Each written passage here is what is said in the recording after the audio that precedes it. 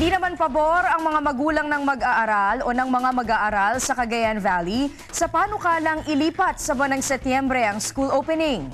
May hataw na balita si Jojo Matias.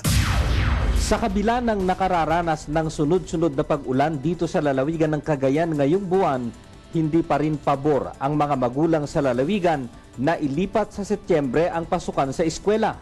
Kasi tag-ulan din yung September sen pagpasukan yun. Di mas mabuti na lang sa dati pa rin. Minsan lang may panang July, gano'n.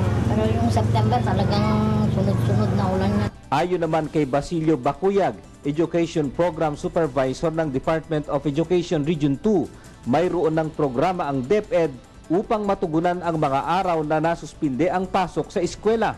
Ito ay tinatawag na Education in Emergency, kung saan matuturuan pa rin ang mga estudyante kahit na bumabagyo.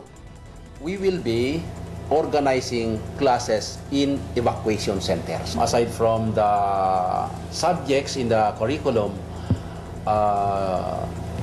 they could also teach the pupils like socialization, mga ganon-ganon activities natin. Siguro mga livelihood activities.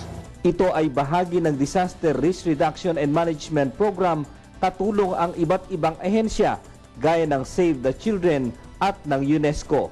Mula dito sa Cagayan Valley, Jojo Matias nag-uulat para sa UNTV News Worldwide.